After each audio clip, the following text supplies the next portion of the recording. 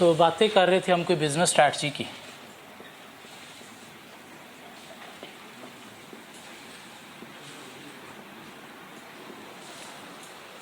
Business strategy, how to deal with competition. एक business में strategy बनानी है, क्यों? कंपटीशन को डील करने के लिए। कंपटीशन डील हो गया, दिस मीन आपकी पोजीशन स्ट्रांग है, आपका ऑब्जेक्टिव मीट होगा। कंपटीशन डील नहीं हुआ मीन आपकी पोजीशन वीक है, आपका ऑब्जेक्टिव मीट नहीं होगा। क्या कहता है? कंपटीशन को डील करना है मीन अगेंस्ट कंपैटर हमें कस्टमर को अपनी तरफ कैसे खींचना है, ये क्या है? बिजनेस स्ट्रैटेजी है। कैसे प्रिपेयर होती है business strategy? Through a process called strategic process, also called strategic planning, mean how strategic decisions are made, how to make strategies, how to formulate strategies. And strategic process involve three interrelated sub processes: strategic analysis, strategic choice,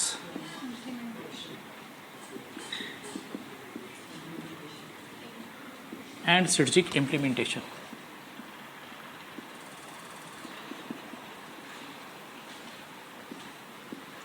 Strategic analysis mean to analyze current position of the business, to analyze current position of the business, या to analyze the factors affecting position of the business. हाँ, वो factors हमें analyze करने हैं within the organization भी, और उसके लिए हमने परफॉर्म करना है internal analysis to identify internal strength and internal weaknesses. कैसे हमने परफॉर्म करना है? Through Porter's value chain, mean 5 primary और 4 सेकेंडरी एक्टिविटीज़ को देखना है कि आइदर स्ट्रॉन्ग है या फिर वीक है। या इंटरनल एनालिसिस के लिए हमारे पास एक और मॉडल भी है जिसे नाम दिया जाता है रिसोर्स मॉडल का। क्या होता है हमें नहीं पता अभी तक, देखेंगे कभी। पोजीशन को एनालाइज करने के लिए हमें परफॉर्म करना है एक्सटर्नल एनालिसिस भी, मीन आउटसाइड द ऑर्गेनाइजेशन भी हमने फैक्टर देखने हैं जहाँ से हमें पता चलेंगी अपॉर्चुनिटीज और threats. External analysis also called environmental analysis, and a firm operate in 2 types of environment, i.e. industry environment and macro environment. industry environment को analyze करना है तो हमारे पास मॉडल है पॉटर्स 5 फोर्सेस मॉडल या फिर इंडस्ट्री लाइफ साइकिल मॉडल। अगर macro environment को एनालाइज करना है तो फिर हमने कंट्री लेवल पे या रीजनल लेवल पे फैक्टर्स देखने हैं, और कौन से देखने हैं? पेस्टल फैक्टर्स देखने हैं। दिस मीन पोजीशन को एनालाइज करने के लिए हमें strength weaknesses through internal analysis identify करनी है, opportunity threats through external analysis identify करने हैं, और उसके लिए हमें 3 मॉडल अप्लाई करना पड़ेंगे। नहीं, हम शॉर्ट वे में भी पोजीशन को एनालाइज कर सकते हैं through positioning analysis. Positioning analysis, और पोजीशनिंग एनालिसिस कैसे होगा? Through a single model called स्वॉट। एग्जामिनर कहते हैं कि ये एक सिनेरियो है, analyse internal environment of this company, Porter's value chain, internal environment. Analyse macro environment of this business, PESTEL. Analyse industry environment या कंपटीशन इन्वायरमेंट या competitive forces of this business, Porter 5 forces. नहीं, analyse current position of the business. Examiner कहता है analyse current position of the business by using internal and external analysis. By using internal and external analysis. तो हम पहले तमहीद बांधेंगे। Current position can be analyse using स्वॉट analysis, i.e. Strength weaknesses opportunities threats. ठीक हो गया? फिर हम एक लाइन लिखेंगे, to identify strength and weaknesses we are going to perform internal analysis. क्यों? तूने कहा है, देख रहा है। An internal environment can be analyse using Porter's value chain which is as follows. Porter value chain apply कर देंगे जिसके अंदर ऑटोमेटिकली आपने स्ट्रेंथ वीकनेसेस लिख दी, नो हेडिंग के अंदर। फिर एक लाइन की तमीद बांधेंगे, to identify opportunity and threats we are going to perform external analysis. External analysis is also called environmental analysis, and a firm operate in two types of environment, i.e. industry and macro. Industry environment can be analyzed using Porter 5 forces. Macro environment can be analyzed using Pastel factor which are as follows. उसके बाद Pastel और 5 forces apply कर देंगे। क्यों apply किया? ऊपर आपने तमीद बांध दी, किस लिए? अपॉर्चुनिटी सेट्स आइडेंटिफाई करने के लिए। क्यों? तूने कहा था इसलिए। सिंपल रिक्वायरमेंट है, एनालाइज, इवैल्यूएट या assess current position of the business. नहीं इंटरनल एक्सटर्नल एनालिसिस की उसने बात की, simple, strength, weaknesses, opportunity sets, मुंह पे दे मारो। हमारे आंसर में कितनी हेडिंग आएंगी? 4, स्ट्रेंथ, वीकनेस, अपॉर्चुनिटी थ्रेट्स। 4 नहीं, एक 5वीं हेडिंग हम दिया करेंगे कंक्लूजन की। जब भी पोजीशन को एनालाइज करना है तो तब हम एक कंक्लूजन की हेडिंग भी देंगे जिसमें हम बताएंगे ब्रीफ 1-2 लाइनों में कि as per above strength, weaknesses, opportunity threats company position is strong. अगर स्ट्रेंथ और अपॉर्चुनिटी ज़्यादा है तो नहीं, अगर वीकनेसेस और थ्रेट्स ज़्यादा है तो कंपनी पोजीशन इज वीक। और अगर जितनी स्ट्रेंथ अपॉर्चुनिटीज है उतनी वीकनेसेस और थ्रेट्स भी हैं, company position is going to be weaker and company need to focus on these weaknesses and threats. जब स्वॉट अप्लाई करना है आपने, तब आपने 4 heading strength, weakness, opportunity threats के अलावा एक 5वीं हेडिंग कंक्लूजन की भी देनी है। अगर उसने कहा कि आपने करंट पोजीशन को एनालाइज करना है using internal and external analysis, तो ठीक है, आपने स्ट्रेंथ, वीकनेसेस के लिए इंटरनल एनालिसिस अप्लाई किया, अपॉर्चुनिटी थ्रेट्स के लिए एक्सटर्नल एनालिसिस अप्लाई किया, एंड पे आपने कंक्लूजन भी देना है कि आइदर पोजीशन स्ट्रॉन्ग है, वीक है, या गोइंग टू बी वीकर है। देखिए शायद इतना बड़ा क्वेश्चन आपसे कि तीनों मॉडल आपसे बल्कि चारों ही अप्लाई हो गए, ये आपसे शायद टेस्ट नहीं किया जाएगा। आपसे स्ट्रेट फॉरवर्ड एक मॉडल का क्वेश्चन ही टेस्ट होगा। क्या ख्याल है? करंट पोजीशन को एनालाइज करें using internal and external analysis, mean स्वॉट भी अप्लाई हुआ, इंटरनल मॉडल भी अप्लाई हुआ, एक्सटर्नल भी दोनों अप्लाई हुए, मीन 4 मॉडल अप्लाई हो गए। तो इतना बड़ा क्वेश्चन कोई 25 से 30 नंबर का तो हो सकता है, मिनिमम भी करें तो 20 नंबर का होगा, लेकिन आपके लेवल पे 10-12 नंबर से ऊपर क्वेश्चन टेस्ट नहीं होगा मैनेजरियल एनालिसिस से। क्या ख्याल है? अगर हमें यहाँ से पता चला हमारी पोजीशन वीक है, तो स्ट्रॉन्ग बनाने के लिए हमने एंटर होना है कहाँ पे? स्ट्रेटेजिक चॉइस में, जहाँ पे हमने क्या करना है? ऑप्शंस देखनी है कि पोजीशन स्ट्रॉन्ग बनाने के लिए हमारे पास ऑप्शंस क्या है। मीन हमने क्या करनी है? हमने जनरेट करनी है ऑप्शंस। मीन देखना है कि पोजीशन स्ट्रॉन्ग बनाने के लिए हमारे पास क्या ऑप्शंस अवेलेबल हैं। हमने क्या करनी है? इवैल्यूएट करनी है ऑप्शंस। मीन उनके prawns, cons, cost, benefit, advantage, disadvantage देखने हैं, और उनमें से हमने सिलेक्ट करनी है एक बेस्ट ऑप्शन, ताकि उसे हम बाद में क्या कर सकें? इम्प्लीमेंट कर सकें। मीन उसके अकॉर्डिंगली ऑर्गेनाइजेशन के अंदर हम चेंजेस ला सकें, या उसके अकॉर्डिंगली कुछ एक्शन परफॉर्म कर सकें, ताकि हमारी पोजीशन अगेंस्ट कंपैटर स्ट्रॉन्ग बन सके। क्या ख्याल है? एग्जांपल, वारिद पोजीशन वीक थी टेक्नोलॉजिकल फैक्टर की वजह से, एंटर हुआ, यहाँ पे देखा 3GB है, 4GB है, 4G LT भी है, कॉस्ट बेनिफिट को देखते हुए 4G LT चूज़ की और उसे इम्प्लीमेंट किया। इम्प्लीमेंट करने के कुछ अर्सा बाद फिर पोजीशन वीक हो गई, फिर वारिद यहाँ पे आया। अब क्या मसला है? सबसे फास्टेस्ट टेक्नोलॉजी भी हमारे पास है।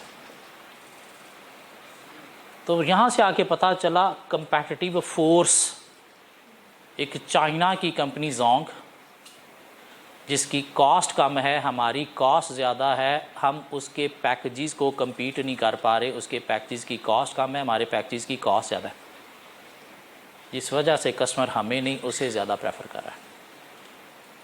क्यों? 2 सिम, डबल सिम मोबाइल आ गए।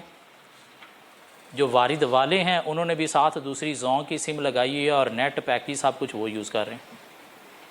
मीन हमें सेल जनरेट नहीं हो रही। बस साल पूरे के लिए थोड़ा सा बैलेंस करवा लेते हैं, पूरा साल सिम चलती रहे, बाकी जो यूज़ हो रहा है वो क्या हो रहा है? सारा का सारा जोंग यूज़ हो रहा है। अब यहाँ पे गया, फिर अब क्या करें, फिर रहा था मार्केट में, क्या करें क्या करें। अचानक आगे से एक और बंदा मिला जिसका नाम था मोबलिंक। ओ आओ वारिस साहब, क्या हाल चाल है? मोबलिंक साहब मेरे हाल चाल का आप सुनाएं। यार बड़े बुरे हालात हैं, हम दोनों पुराने पापी बड़ा इंजॉय कर रहे थे मार्केट में, ये जब से जोंग आया इन्होंने हमारी वाट लगा के रख दिया। चाइना की कंपनी है, खर्चे इनके हैं कोई नहीं, हमारे खर्चे बहुत ज़्यादा हैं, स्टाफ को हम बहुत ज़्यादा पे कर रहे हैं, इन्होंने गंदे गंदे स्टाफ नहीं रखे हुए हैं सस्ते सस्ते, तो ये पैकेज बहुत सस्ते दे रहे हैं, तो बड़ा औखा हो गया। तो दोनों ने कहा कि क्यों ना हम दोनों मिल जाएं, दो नेटवर्क एक आवाज़।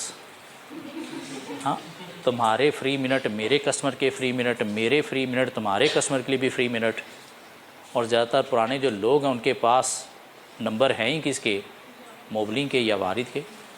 तो चलो हम आपस में मिलते हैं, जिससे हम दोनों के मिलने से क्या होगा, इकॉनमीज़ ऑफ स्केल मीट होंगी, साइनर्जी की इफेक्ट मिलेंगे। तो आओ हम मिल के इन दोनों को कम्पीट करते हैं। तो ऑप्शन चूज़ कर ली, मिल जाते हैं। आप क्या कर रहे हैं, उसे इम्प्लीमेंट कर रहे हैं, दो नेटवर्क एक आवाज़ बन के चल रहे हैं, ताकि ये जो सस्ते कंपनियां हैं, सस्ते पैकेज वाले, इनको मीट किया जा सके। क्या करें? सो क्या करना है, हमें स्ट्रेटेजिक एनालिसिस परफॉर्म करना है, मीन फैक्टर्स एनालाइज करने हैं जो हमारी पोजीशन को अफेक्ट कर रहे हैं या फ्यूचर में कर सकते हैं, और बेशक कर रहे हैं या फ्यूचर में कर सकते हैं, तो उनसे बचने के लिए हमें एंटर होना है कहाँ पे, स्ट्रेटेजिक चॉइस में, और वहाँ से एक ऑप्शन चूज़ करके हमें क्या करना है, बाद में इम्प्लीमेंट करनी है, ताकि हमारी पोजीशन को स्ट्रॉन्ग मेंटेन किया जा सके। क्या ख्याल है? अब अगर आपकी पोजीशन वीक है तो एक मॉडल है पोर्टर्स जेनेरिक स्ट्रैटेजीज मॉडल, वो कहता है जी कि आप मेरे मॉडल को अप्लाई करते हुए ऑप्शंस जनरेट करके अपनी पोजीशन को स्ट्रॉन्ग बना सकते हो।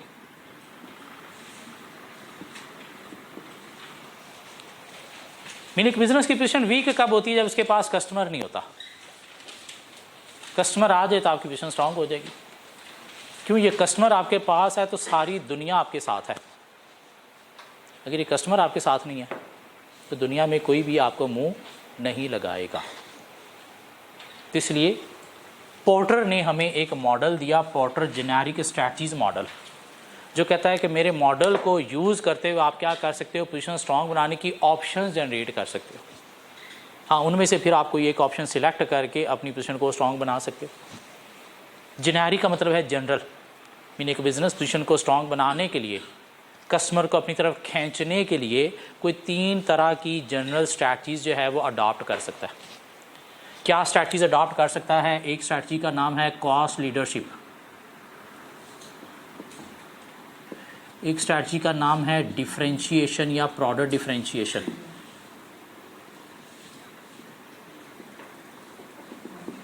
और एक स्ट्रैटेजी का नाम है निशे मार्केटिंग, NICHE, नीच नहीं, निशे मार्केटिंग, या फिर फोकस्ड भी इसको बोला जाता है।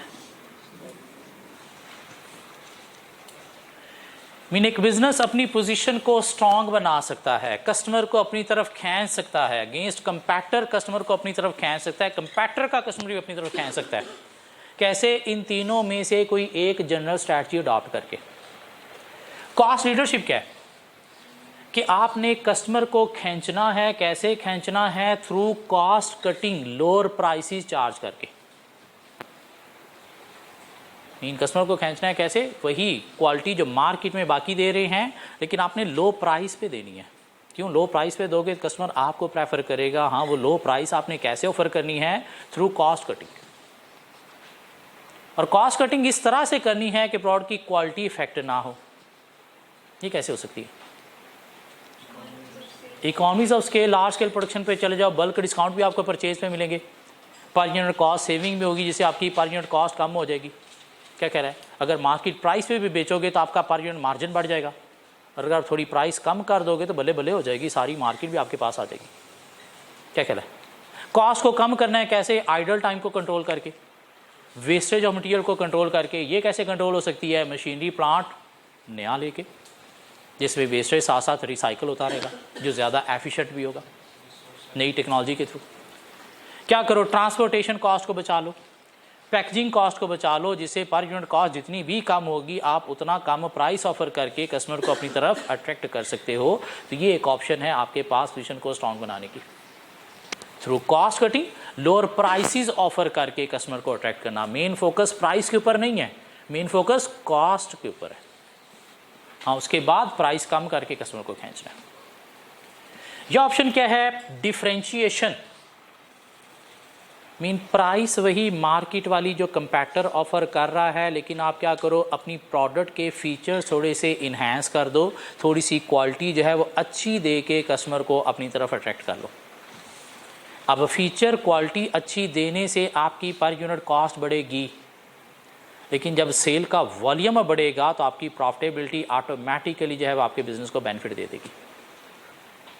ये क्या है? Differentiation. Mean as compare to competitor, अच्छी क्वालिटी, इन्हांस्ड फीचर दे के कस्टमर को अट्रैक्ट करना। प्राइस वही जो मार्केट में कंपैक्टर चार्ज कर रहे हैं, लेकिन इससे क्या होगा? क्वालिटी जब आप अच्छी दोगे तो कंपैक्टर कॉपी कर लेंगे। तो कहता है डिफरेंशिएशन क्या है? कुछ ऐसा डिफरेंट देन कंपैक्टर करना जो कंपैक्टर नहीं कर रहा और आप करके कस्टमर को खींच लो। हाँ, वो क्वालिटी इन्हांस फीचर भी हो सकते हैं, या हैवी मार्केटिंग भी हो सकती है, जो किसी brand ambassador, mean main celebrity को ब्रांड एम्बेसडर बना के मार्केटिंग करना। रोनाल्डो को अपना ब्रांड एम्बेसडर बना लेना। अब रोनाल्डो का जितना भी फॉलोअर्स है वो कंपैक्टर के पास तो नहीं जाएगा, क्यों? वो ब्रांड एम्बेसडर अगर आपका है तो कंपैक्टर का नहीं है। तो लोग किसको प्रेफर करेंगे? आपकी प्रोडक्ट्स को, नहीं वो मैसी को ले आएंगे। दोनों को अपना ब्रांड एम्बेसडर बना लो, पूरी दुनिया का कस्टमर आपके साथ है। ये क्या है? Differentiation. Mean different than competitor कुछ करना। हाँ, वो डिफरेंट क्या हो सकता है? क्वालिटी इन्हांस्ड फीचर भी हो सकते हैं, या हैवी मार्केटिंग भी हो सकती है। क्या ख्याल है? जैसे ये ओए होए ने लेज़ की मार्केट तोड़ी पाकिस्तान में, कैसे हर जगह पे ओए होए ओए होए ओए होए के बोर्ड लगा के, क्वालिटी वही, प्राइस भी वही, लेकिन उसने लेज़ की मार्केट को तोड़ा कैसे? हैवी मार्केटिंग के थ्रू। या वो कहता है आपके पास ऑप्शन क्या है? Niche marketing. निशे मार्केटिंग बोलते हैं to target a particular segment of market, a particular segment of market.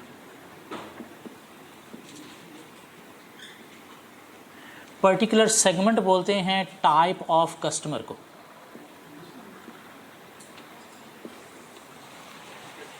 Mean competition या भाड़ में आप क्या करो, एक पर्टिकुलर टाइप ऑफ कस्टमर को टारगेट कर लो और उसकी नीड डिमांड को पूरा करो, और इससे क्या होगा? आपकी एक सेपरेट मार्केट बन जाएगी। कंपटीशन गया भाड़ में, आपकी बिजनेस स्ट्रांग हो जाएगी। एक ऐसे कस्टमर को टारगेट कर लो जो शेख है, प्राइस देख के प्रोडक्ट बाय करता है, क्वालिटी को नहीं देखता। तो आप क्या करो? लो से लो कॉस्ट पे प्रोडक्ट प्रोड्यूस करो, क्वालिटी ना कस्टमर देख रहा है ना आप देखो, ताकि मार्केट में सबसे कम प्राइस किसकी हो? आपकी। और वो जो प्राइस कॉन्शियस कस्टमर है वो फिर कहाँ पे प्रोडक्ट बाय करने को प्रेफर करेगा? आपके बिजनेस से। तो इससे क्या हुआ? कंपटीशन गया भाड़ में, आपने अपनी एक सेपरेट मार्केट बना दी, जिसको नाम दिया जाता है कॉस्ट फोकस्ड का। मीन ऐसे कस्टमर को टारगेट कर लिया जो लो प्राइस प्रोडक्ट चाहता है। सुजुकी मेहरान एक ऐसे कस्टमर को टारगेट किया हुआ है जिसको सबसे सस्ती कार चाहिए। क्वालिटी कस्टमर नहीं देख रहा, तो आप भी क्वालिटी नहीं देखो, बस सस्ती से सस्ती कार बनाओ, ताकि मार्केट में सबसे प्राइस कम किसकी हो? आपकी हो। तो इससे क्या हुआ? सस्ती कार लेने वाला कस्टमर होंडा टोयोटा के पास नहीं जाएगा, कहाँ पे जाएगा? सुजुकी मेहरान के पास। ये क्या है? Cost focus. होंडा टोयोटा कहाँ पे चल रहे हैं? यहाँ पे टोयोटा चल रहा है कॉस्ट लीडरशिप पे। मीन थोड़ी सी कॉस्ट बचा के low price as compare to Honda. क्या ख्याल है? होंडा किस पे चल रहा है? डिफरेंशिएशन पे, कि नहीं हमें अच्छी क्वालिटी देनी है, ऐसे कस्टमर को कार देनी है जो क्वालिटी चाहता है, प्राइस को वो नहीं देख रहा। प्राइस अगर हम थोड़ी सी ज़्यादा भी चार्ज करेंगे तो कस्टमर प्रेफर करेगा। मीन ये कंपटीशन मार्केट में है। यहाँ पे क्या कंपटीशन गया भाड़ में, आपने अपनी एक सेपरेट मार्केट टारगेट कर ली, एक पर्टिकुलर टाइप ऑफ कस्टमर को टारगेट कर लिया और उसकी नीड को पूरा कर रहे हो। ऐसे कस्टमर को टारगेट कर लिया जिसको सस्ती चीज़ चाहिए, मीन जो प्राइस कॉन्शियस है, जो प्राइस टैग देख के प्रोडक्ट बाय करता है, क्वालिटी नहीं देख रहा। तो आप भी लो कॉस्ट पे प्रोडक्शन करो, इतनी लो कॉस्ट पे कि सबसे कम प्राइस आपकी हो, क्वालिटी ना कस्टमर देख रहा है ना आपने देखनी है। या टारगेट कर लेना ऐसे कस्टमर को जो वेल्दी है, जो वेरी हाई क्वालिटी में लग्जरी चाहता है और सिर्फ लग्जरी कहीं और से मिलती नहीं है, तो आप क्या करो, लग्जरी बना के उसे दो। और जब लग्जरी उसे और कहीं से मिलनी नहीं है तो आप अपनी मर्जी से हाई प्राइसेस भी चार्ज कर सकते हो। क्या ख्याल है? मर्सिडीज बेंज, BMW, ये क्या फोकस कर रहे हैं? कॉस्ट नहीं, क्वालिटी फोकस। किसको फोकस कर रहे हैं? कॉस्ट नहीं, क्वालिटी फोकस। मीन ऐसे कस्टमर को टारगेट कर लो जिसको हाई क्वालिटी चाहिए, मीन एक डिफरेंट चीज़ चाहिए, और पैसा वही खर्चेगा जिसके पास है। जिसके पास नहीं है वो तो डिफरेंट चाहेगा ही नहीं ना, वो तो कहेगा बस गुजारा हो जाए।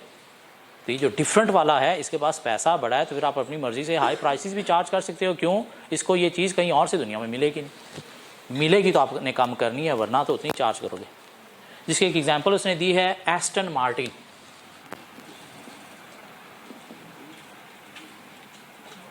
एस्टन मार्टिन अमेरिका की एक कार बनाने वाली कंपनी है जो क्या करती है, फार्मूला 1 रेसिंग कार्स बनाती है और बिलियन ट्रिलियन डॉलर चार्ज करती है। जिसको भी फार्मूला 1 रेसिंग कार चाहिए वो होंडा, टोयोटा, मज़दा, निसान, इनके पास नहीं जाएगा। कहाँ पे जाएगा? एस्टन मार्टिन के पास, और कहीं से मिलनी नहीं है।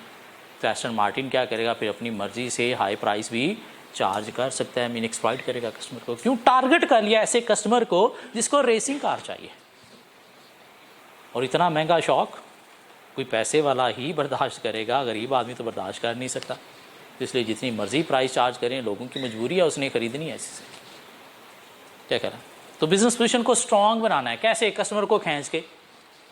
तो कस्टमर को खींचने की पोर्टर कहता है आपके पास 3 नहीं 4 जनरल स्ट्रैटेजीज हैं।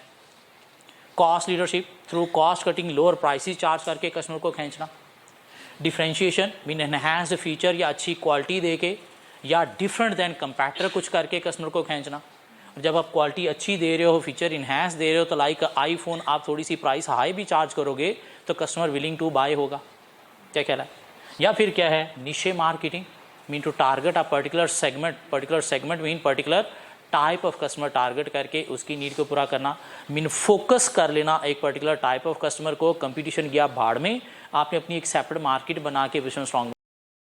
हाँ, वो फोकस कॉस्ट फोकस भी हो सकता है, मीन प्राइस कॉन्शियस कस्टमर को टारगेट करना, या लो इनकम कस्टमर को टारगेट करना, या फिर क्वालिटी फोकस भी हो सकता है, मीन हाई रिच क्लास को टारगेट कर लेना जो लग्जरी चाहती है और वो बना के हाई प्राइस चार्ज करना। क्या ख्याल है? इनमें से जो स्ट्रैटेजी हम चूज़ करेंगे उसके बाद उसे क्या करेंगे? सपोज हमने कॉस्ट लीडरशिप चूज़ की है, तब हमने क्या करना है? ऑपरेशन के अंदर कॉस्ट कटिंग करनी है। कैसे? मशीनरी नहीं ला के आनी है, प्रोडक्शन का स्केल स्मॉल की बजाय लार्ज लेके आना है। सप्लायर वो फाइंड करना है जो हमें ज़्यादा माल दे के ज़्यादा डिस्काउंट दे सके। वेस्टेज को कंट्रोल करने के लिए मशीनरी चेंज करनी है। आइडल टाइम कंट्रोल करने के लिए एम्प्लॉइज़ की ट्रेनिंग करनी है। ट्रांसपोर्टेशन को कैसे बचाना है वो हमें देखना पड़ेगा। डिफरेंट जगहों पे अगर यूनिट प्रोड्यूस हो रहे थे तब सारे एक जगह पे प्रोड्यूस होने चाहिए, ट्रांसपोर्टेशन बच जाएगी। शहर के अंदर अगर प्रोड्यूस हो रहे थे तो अब हमने क्या करना है? मोटरवे के करीब अपनी फैक्ट्री ले जानी है ताकि ये जो शहर के अंदर पेट्रोल जलता है ये बचाया जा सके। क्या ख्याल है? पैकेजिंग को कैसे रिड्यूस करना है वो हमें देखा जा सकता है। क्यों? कॉस्ट कटिंग के लिए अब हमने चेंजेस लानी है, वरना कॉस्ट कटिंग ही नहीं होगी। इन अपने खर्चे कट करने हैं, कैसे कट करने हैं वो देखना पड़ेगा। पुराने महंगे एम्प्लॉइज़ हैं तो उनको निकाल के फ्रेश एम्प्लॉइज़ जो है वो सस्ते मिल जाएंगे। 10 साल पुराना हमारे पास एक्सपीरियंस चार्टर्ड अकाउंटेंट बैठा है, 10 लाख ले रहा है, तो भाई ये चार्टर्ड अकाउंटेंट जो फ्रेश आ रहे हैं ये 1 लाख में हमें मिल जाएगा। 9 लाख की बचत होती है। ये क्या है? कॉस्ट कटिंग है। उसे निकाल देना है बस। चाचा तूने बहुत सर्व कर लिया, अल्लाह हाफिज़, कहीं और जा अगर जाना है तो गवर्नमेंट को तेरी बड़ी ज़रूरत है कि उन्हें ऐसे लोग चाहिए। एक्सपीरियंस स्ट्रैटेजीज बनानी है ना। क्या कहला है? हमें नए फ्रेश लोग चाहिए। हाँ, डिफरेंशिएशन चूज़ किया तो कैसे क्वालिटी इंप्रूव करनी है, कैसे मार्केटिंग करनी है, क्या डिफरेंट किया जा सकता है कंपैटिटर के थ्रू, उसके लिए भी हमें चेंजेस लानी है। नहीं फोकस पे चले गए तो फिर तो पूरा का पूरा बिजनेस मॉडल ही चेंज करना है ना अब हमें। क्या ख्याल है? हमारे सिलेबस के अंदर बस ये इसकी इतनी सी बात है, और भी काफ़ी मॉडल हैं स्ट्रेटजिक चॉइस के अंदर ऑप्शन जनरेट करने के जो आप CFAP 3 में जाके पढ़ोगे। इम्प्लीमेंटेशन हमारे सिलेबस में नहीं है, ये पूरी की पूरी CFAP 3 में पढ़ेंगे। अब अगर हम क्वेश्चंस में आ जाएं, चैप्टर 8 के क्वेश्चंस में,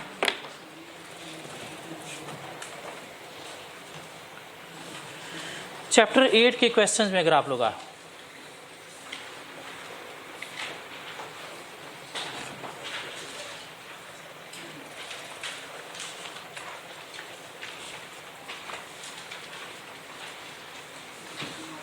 क्वेश्चन नंबर 1 हमें मिलेगा एक। Question number 1, required part A for 8 good marks, perform स्वॉट एनालिसिस फॉर ईएस। ईएस शायद बिजनेस का नाम होगा। स्ट्रेंथ, वीकनेसेस, अपॉर्चुनिटी, थ्रेट्स आपको आइडेंटिफाई करनी है। गुड लक एवरीबॉडी, ट्राई करेंगे ज़रा। Strength, weaknesses, opportunity, threats. यहाँ पे स्ट्रेंथ मिले एस लिख दो, ओ मिले अपॉर्चुनिटी लिख दो, थ्रेट मिले टी लिख दो। बाद में अभी फिर डिस्कस करके देखते हैं कि आज वाले टेस्ट की हमारी तैयारी कितनी है।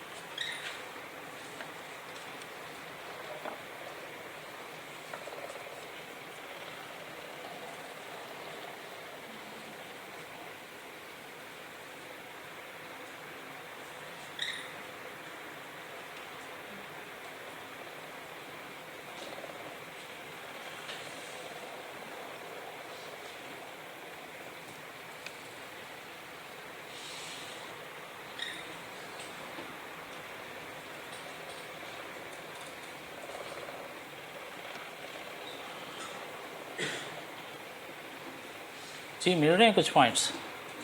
इंटरनल अच्छी बातें, स्ट्रेंथ, गंदी बातें वीकनेस, बाहर पेस्टल 5 फोर्सेस वाले अच्छे पॉइंट, अपॉर्चुनिटी और negative point, threats. Eat Smart, a family owned business is being manage by mister and missus Khan. ES has been enjoying high profits. तो profit, financial data, high profit company enjoy कर रही, profitability high है, ये objective meet करने, position maintain रखने में help देगी strength. And strong client base and is highly regarded for its premium quality diet food, energy drinks and low carb salads.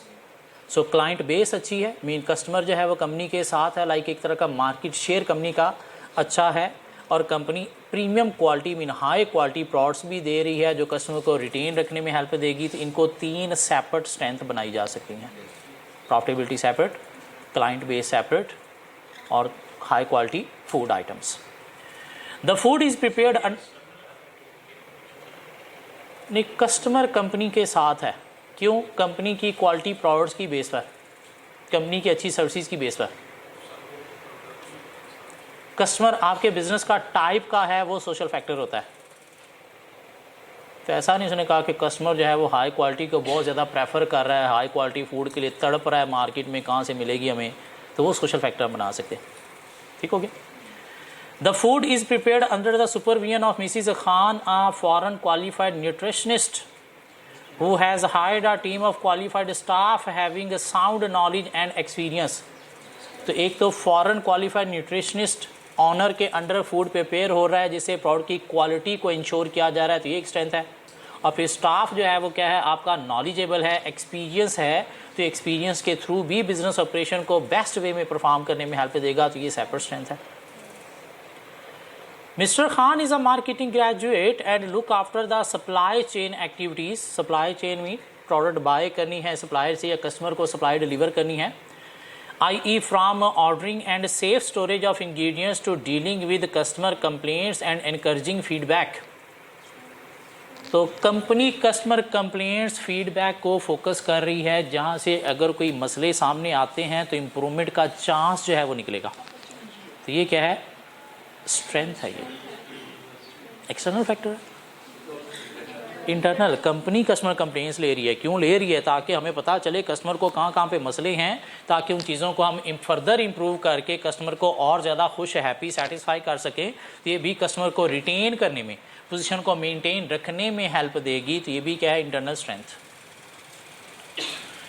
Eight present ES is offering take away and delivery service. Dine-in service is not being offered due to the fact that Mr. and Mrs. Khan have been busy in managing routine work.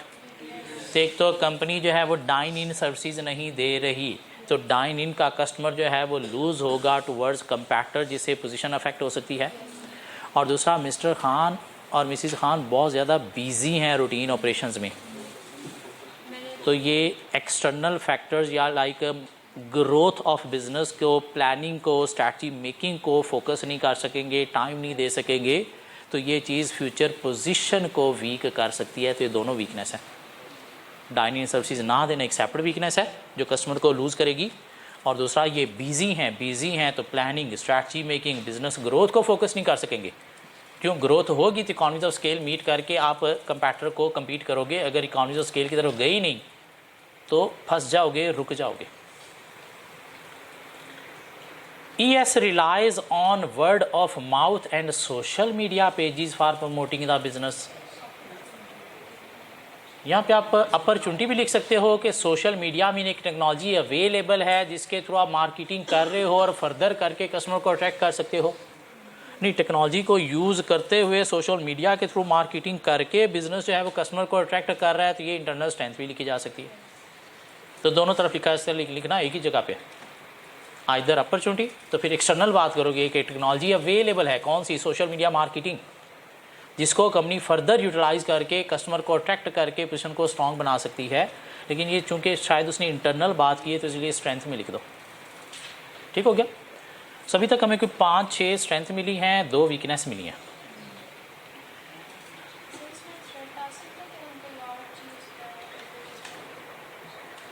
नहीं, आप अपने business की products की marketing करोगे। Threat mean 5 forces या pastel को mind में आपने रखना है।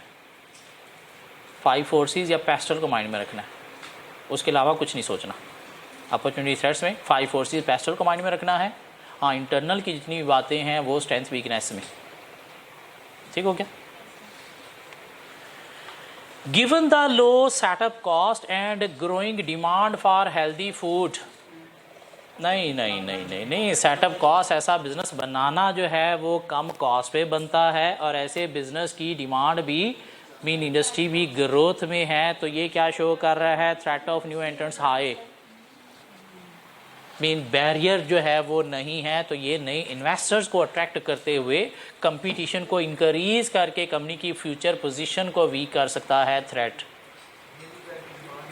Given the low cost setup, mean ऐसे बिजनेस की सेटअप कॉस्ट कम है, मीन हैवी इन्वेस्टमेंट नहीं चाहिए, and growing demand for healthy food, और हेल्दी फूड की डिमांड भी बढ़ रही है। मीन कस्टमर को पता चल रहा है कि कोरोना बीमारियों से बचने के लिए आपकी इम्यूनिटी ठीक होना ज़रूरी है, हेल्दी फूड होना ज़रूरी है। बीइंग अ स्टूडेंट आपके लिए भी हेल्दी फूड होना ज़रूरी है, फिर जाके स्टडी में ज़्यादा प्रोडक्टिविटी होगी। अगर फूड हेल्दी नहीं है तो ज़रा सा एसी के नीचे बैठे नहीं, साथ ही छींकें आई बीमार।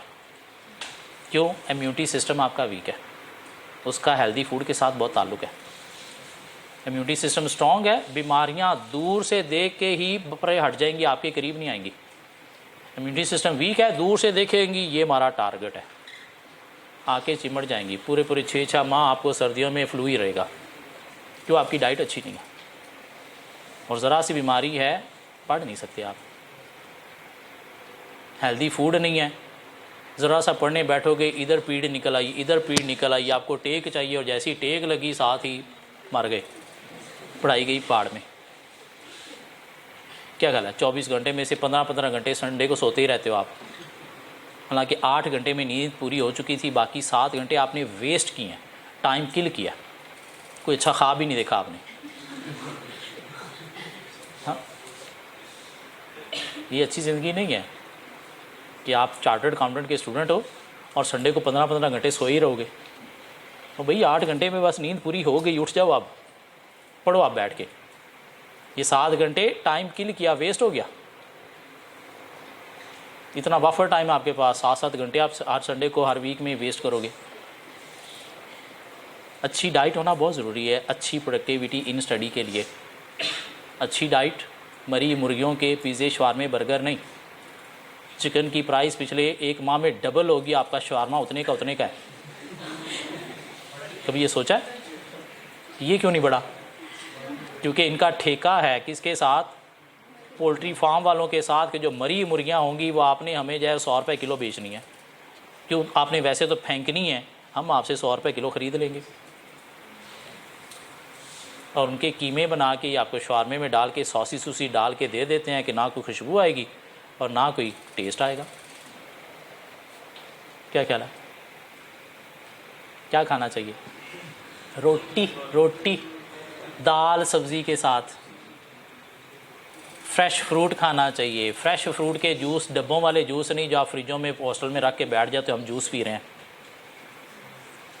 दूध पी रहे हैं। कौन सा? हलीब का डब्बा का दूध पी रहे हैं, वो दूध नहीं है भाई। ऊपर चाय लेने जाते हुए दूध और डाली, वो दूध नहीं है, पाउडर है, वाइटनर है।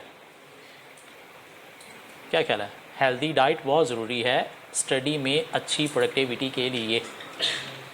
आपकी डाइट में फ्रूट्स वेजिटेबल का होना बहुत ज़रूरी है, मीट का होना बहुत ज़रूरी है, डेली 1 गिलास दूध का होना बहुत ज़रूरी है।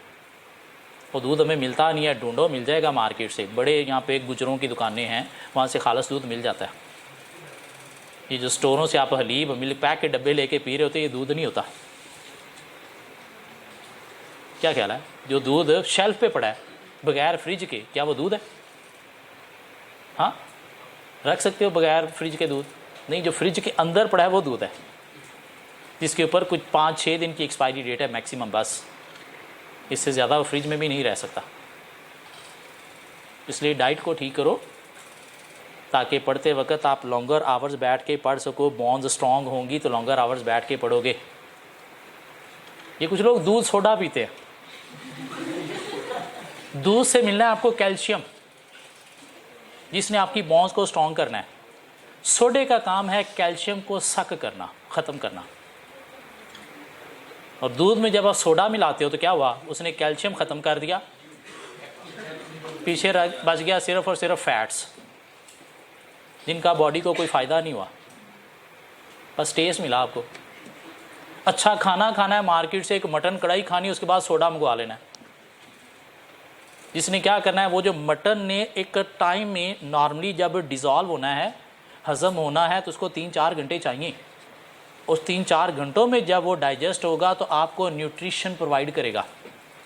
हम ऊपर से पी लेते हैं सोडा, वो क्या करता है? उसको 3-4 घंटों में नहीं, आधे घंटे में डाइजेस्ट करता है और उसके न्यूट्रिशन हमें हमारी बॉडी को मिलने ही नहीं देता। फिर वो अच्छा खाना सोडा पी के हम ज़ाया कर बैठते हैं, उस अच्छे खाने का कोई फ़ायदा ही नहीं रहा। कि उसने सोडे ने क्या करना है, उसके जितने भी न्यूट्रिशन थे वो सारे तबाह बर्बाद कर देने, और उसको नेचुरल टाइम में डाइजेस्ट होने की बजाय आधे घंटे में ठुस कर देना, चलो जी फारिग, ज़ाया हो गया वो। अच्छी डाइट बहुत ज़रूरी है अच्छी प्रोडक्टिविटी स्टडी में देने के लिए। क्या कहना? वो हम कहाँ पे चले गए? ईट smart. So given the low setup cost and growing demand for healthy food, number of new online business have entered into the market. तो threat of new entrants mean नए एंटर होंगे, तुम्हारा कस्टमर लूज होगा। क्यों? Barrier to entry नहीं है। Like cost mean investment कम है, investment risk कम है, और ग्रोथ भी है इंडस्ट्री के अंदर।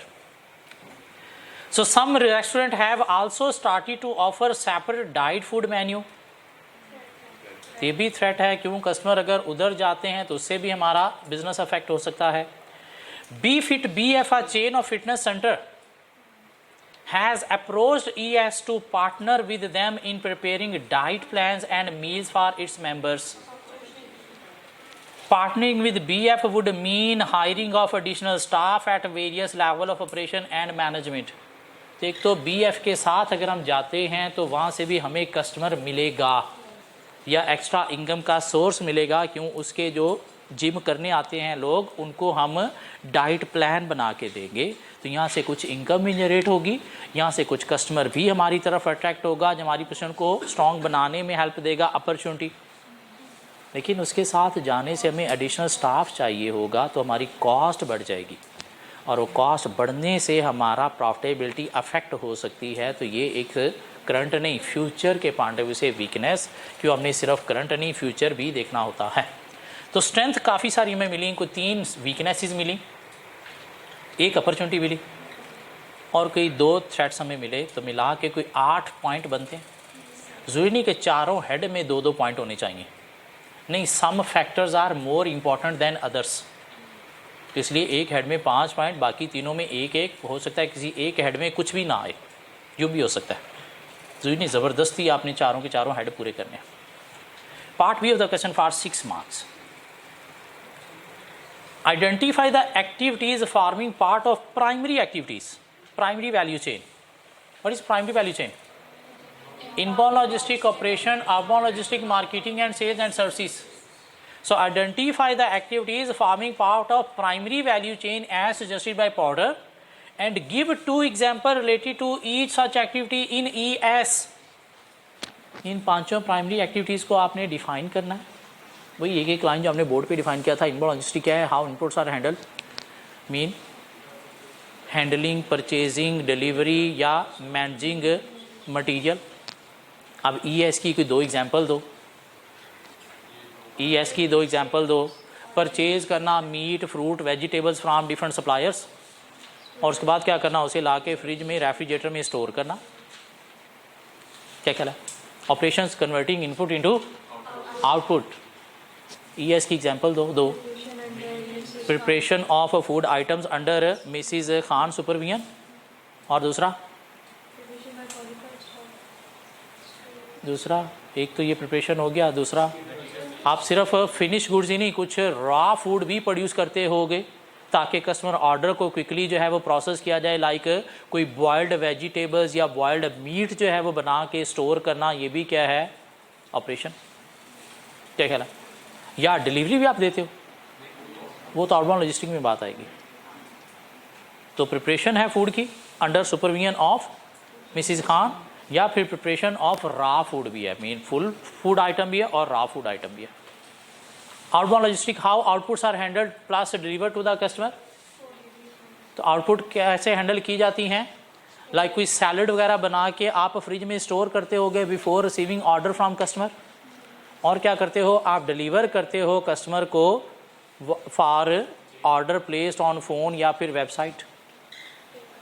मार्केटिंग एंड सेल्स, कस्टमर को अट्रैक्ट एक्सप्लॉइट करना यूजिंग 4 Ps।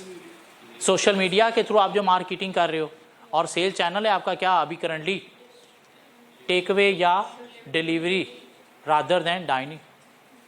क्या कहला, मीन जो नहीं है वो भी बता दिया ना।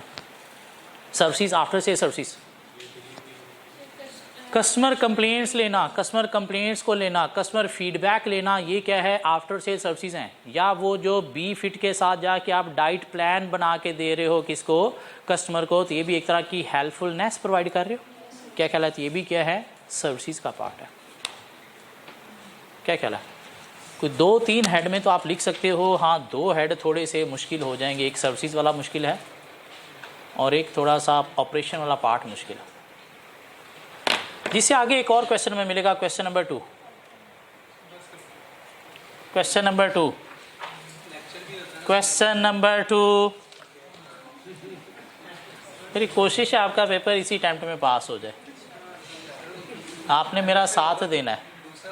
कभी भी मैंने 1 घंटा पूरा क्लास नहीं पढ़ाई, लेस देन 1 आवर है। क्वेश्चन नंबर 2, कंडक्ट स्वॉट एनालिसिस फॉर एफए, परफॉर्म करें स्वॉट एनालिसिस, सिर्फ 4 नंबर। छोटे छोटे क्वेश्चन कर रहे हैं हम, क्या हो गया? आधे स्टूडेंट तो ये BM BS में भी पढ़ के आए हैं, ये BM BS के क्वेश्चन है दोनों। हाँ पढ़ी है ना? नहीं पढ़ी ना, गलती है आपकी। पढ़ी, उनकी भी हालात यही है। पढ़ी होती थी यहाँ पे थोड़ी ना बैठे होते।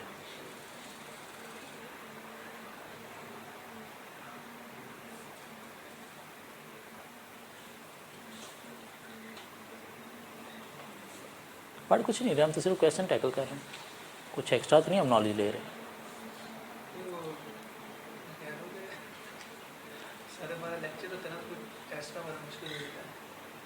टेस्ट आज देना है, कल तो देना नहीं है, तो आज जाके फिर क्या करना है? ये 2 क्वेश्चन करने, वरना तो 2 घंटे आप क्या करोगे? पढ़ाया तो मैंने कुछ है ही नहीं।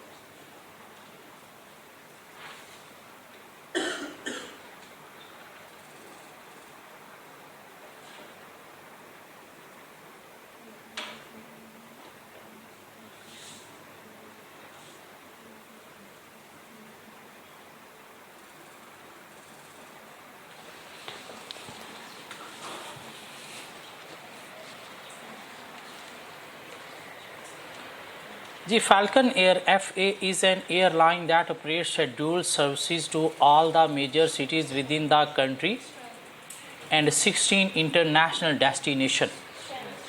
ये स्ट्रेंथ है कंपनी, एक तो all major cities domestic mean local भी सर्विसेज प्रोवाइड कर रही है, और 16 इंटरनेशनल कंट्रीज़ में भी फ़्लाइट्स प्रोवाइड कर रही है। मीन कस्टमर को मच फ्लेक्सिबिलिटी प्रोवाइड कर रही है, जो कस्टमर को रिटेन करने में, ऑब्जेक्टिव मीट करने में हेल्प देगी।